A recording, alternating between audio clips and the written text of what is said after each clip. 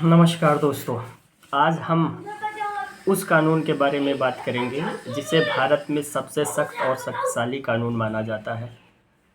दोस्तों, हाँ, पूरा वीडियो ज़रूर देखिए और उस कानून को जानने के लिए वो कानून कौन सा है, एनएसए उसे बोलते हैं। एनएसए नेशनल सिक्योरिटी एक्ट 1980, भारतीय सुरक्षा अधिनियम 1980। इसे आम भाषा में आप लोगों ने रासुका सुना होगा कि फला व्यक्ति के ऊपर रासुका लग गया, एनएसए लग गया। तो दोस्तों, ये भारत का सबसे सख्त और शक्तिशाली कानून माना जाता है। ये वो कानून है जिसमें पुलिस बिना वारंट के किसी भी व्यक्ति को महीनों तक जेल में रख सकती है। पूरा सच जानने के लिए वीडियो को अंत तक ज़रूर देखें। और दोस्तों, जानकारी अच्छी लगे तो वीडियो को ज़्यादा से ज़्यादा शेयर करा करिए, लाइक करिए। कमेंट में कुछ भी आप पूछ सकते हैं, कानून और अपराध संबंधी जानकारी, मैं आपके प्रश्नों का जवाब ज़रूर दूंगा। तो दोस्तों, चलिए बात करते हैं एनएसए क्या है। एनएसए यानी राष्ट्रीय सुरक्षा कानून 1980। यह एक निवारक निरोध अधिनियम, प्रिवेंटिव डिटेंशन कानून है। इसका मतलब है किसी अपराध के होने से पहले सिर्फ संभावना के आधार पर किसी व्यक्ति को हिरासत में लिया जा सकता है। संभावना के आधार पर। इसका उद्देश्य क्या है? भारत की राष्ट्रीय सुरक्षा मजबूत करना, सार्वजनिक व्यवस्था बनाए रखना। यदि कोई व्यक्ति आवश्यक वस्तुओं की आपूर्ति में बाधा उत्पन्न करता है तो ऐसे व्यक्ति को गिरफ्तार करके उसे महीनों सालों तक जेल में रखा जा सकता है। भारत की राष्ट्रीय सुरक्षा की रक्षा के लिए कानून बनाया गया है। ऐसा कोई कदम उठा रहा हो जिससे सार्वजनिक व्यवस्था, शांति, कानून व्यवस्था बिगड़ सकती है तो सरकार उसे एनएसए के तहत गिरफ्तार कर सकती है और आदेश जारी गिरफ्तार कर सकती है। अब कैसे गिरफ्तार कर सकती है, इसके लिए किसको आदेश दिया गया है? अब आदेश जारी करने का अधिकार किसके पास होता है? तो चलिए बताते हैं। गिरफ्तार करने का आदेश जारी करने का अधिकार जिलाधिकारी, डीएम या कमिश्नर, पुलिस कमिश्नर और केंद्र या राज्य सरकार,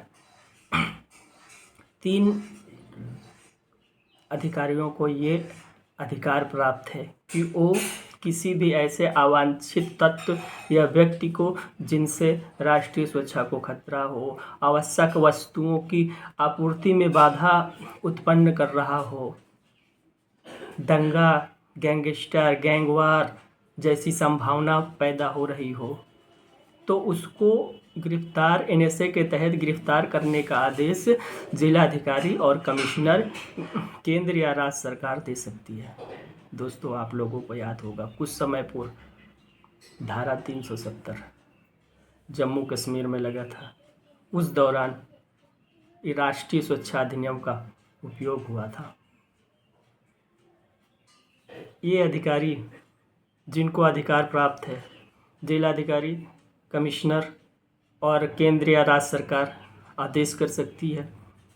ये अधिकारी बिना किसी न्यायालय के आदेश के यह कर सकते हैं, बिना किसी न्यायालय के आदेश के। इसमें आदेश की ज़रूरत नहीं होती न्यायालय में उस व्यक्ति को गिरफ्तार करने के लिए।